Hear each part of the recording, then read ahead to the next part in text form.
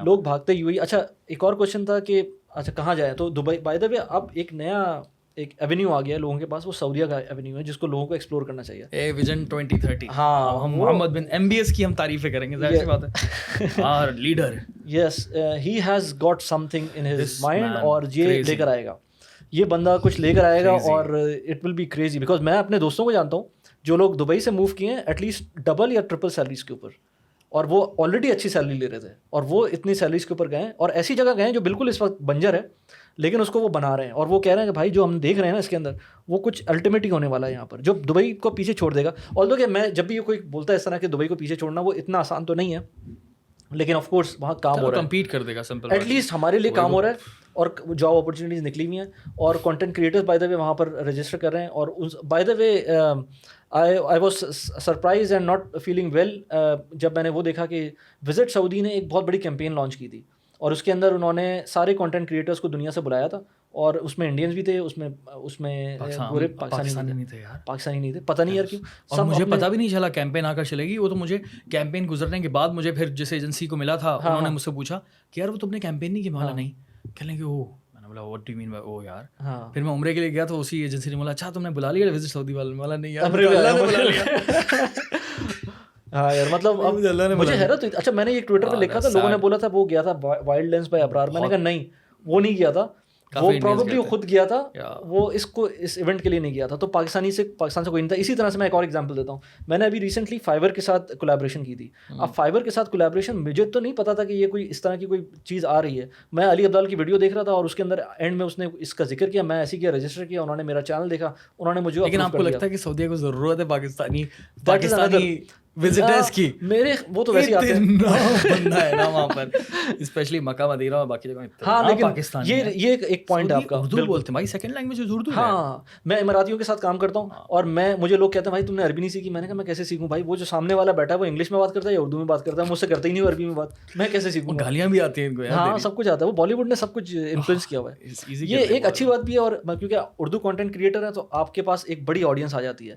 لیکن نقصان یہ ہے کہ آپ کو نئی لینگویج سیکھنے کو نہیں مل رہی, کیونکہ میرے جتنے دوست سعودیہ میں ہیں ان لوگوں کو عربی آ جاتی ہے, وہ عربی سیکھ لیتے ہیں, لیکن جو دبئی میں آف کورس ان کو. تو بھائی سعودیہ is one of the place جہاں پر آپ جا سکتے ہیں آنے والے وقت میں, کیونکہ ابھی جو دروازے کھولنے والے ہیں سعودی, یہ جو 2030 والی بات ہے نا, صرف اور صرف کتابوں میں نہیں ہے, ٹھیک ہے. یہ اگین انفارچونیٹلی ایگزامپل دینی پڑ رہی ہے. پاکستان میں بہت سارے ہمارے یہاں جو ہے اس طرح کے اعلانات ہو جاتے ہیں کہ ہم ایکسائٹیڈ ہو جاتے ہیں, لیکن ہوتا نہیں ہے کچھ بھی. لیکن باہر ملکوں میں کچھ ملکوں میں ایسا ہوتا ہے کہ اعلان ہوتا ہے اور پکا کام ہوتا ہے. تو 2030 کی جہاں تک بات چل رہی ہے, وہ میں نے دیکھا تھا جتنے بھی وہاں پر کلینرز ہیں مکہ مدینہ میں, تو سب کے پاس جو ہے نا پراپر یونیفارم تھا, اس پہ لکھا تھا ویژن 2030, وچ مینس کہ کوئی بڑا سین ہونے والا ہے.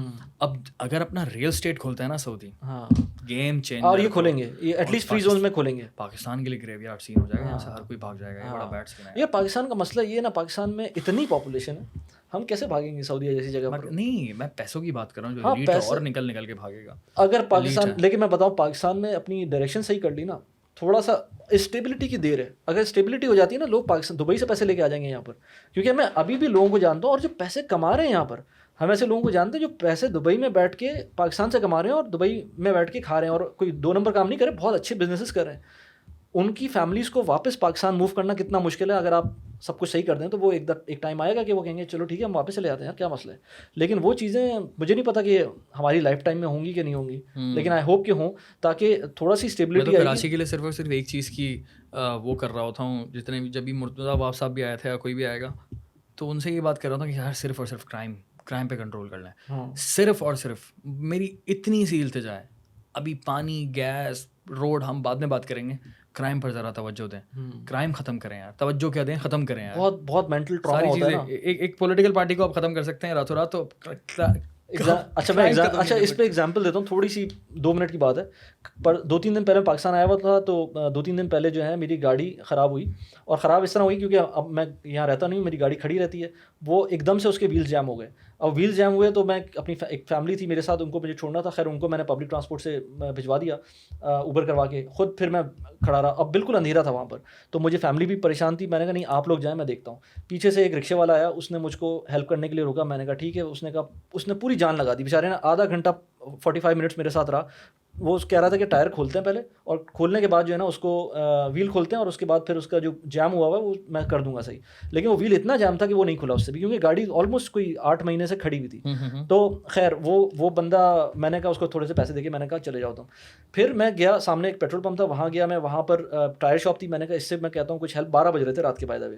میں گیا اس کے پاس, اس نے مجھ کو کہا کہ یار سامنے ایک کھڑے میں صاحب, ان کی بھی گاڑی خراب ہوئی ہے, آپ ان سے بات کر لیں. میں ان کے پاس گیا, ان کے پاس جو ہے نا ایک, وہ کہہ رہے تھے میرے پاس گاڑی کا مسئلہ نہیں ہے, وہ چابی ٹوٹ گئی تھی ٹنکی میں جب فیول بھر رہا تھا. تو میں نے کہا اچھا, لیکن کہتے میں آپ کو میکینک ارینج کرواتا ہوں. عید کا دوسرا دن تھا, یہ تیسرا دن تھا. تو میں نے کہا ٹھیک ہے اگر کر سکتے ہیں. تو انہوں نے میرے لیے وہ میکینک بلوایا, اور وہ بیچارہ, وہ خود اوبر ڈرائیو کرتے تھے بائی دا وے. تو اس نے میرے پاس آیا, اس نے پھر میں اس کی بائک پہ بیٹھ کے یو ٹرن لے کر واپس گاڑی پہ آیا, اور اس کے بعد گاڑی اس نے آلموسٹ 1 گھنٹہ لگایا. اس نے اتنا کر دیا کہ میں گھر واپس چلا جاؤں. یہ کام کوئی 2 گھنٹے ہوا, اور اس بیچ میں اس میکینک نے مجھ سے بولا بیچارے نے کہ یار آپ اپنا فون, میرا فون, اپنا والیٹ اپنی گاڑی میں لاک کر کے کر دیں تاکہ کوئی مسئلہ نہ ہو, یو نیور نو کہ کیا ہو جائے. تو اتنا, مجھے 6 لوگ ملے, ان 6 لوگوں نے میری ہیلپ کی, لیکن ہمارے دماغ میں پھر بھی وہ ایک بندہ جو آ جاتا اور ہمیں لوٹ لیتا وہاں پر, اس کا ڈر تھا.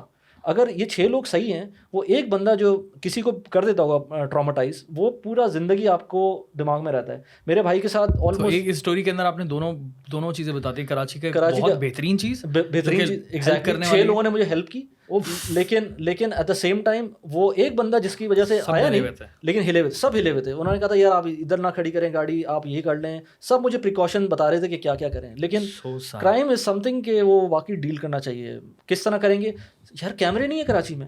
آپ لاہور چلے ہیں, لاہور لینڈ کرتے ہی آپ کو لگتا ہے کہ آپ پاکستان میں, ہم کراچی والا تو یہ سمجھتا ہے کہ آپ پاکستان میں نہیں ہے. اسلام آباد چلے ہیں اور اگلا لیول ہو جاتا ہے, اور آگے چلے ہیں تو سو سوری خواتین و حضرات. بیسکلی میرے ہر پوڈ کاسٹ میں آپ کو اس طرح سے رونا دھونا ملے گا, کیونکہ ظاہر سی بات ہے ہم لوگ ہیں اور افیکٹڈ ہیں, وکٹم ہیں اس چیز کے.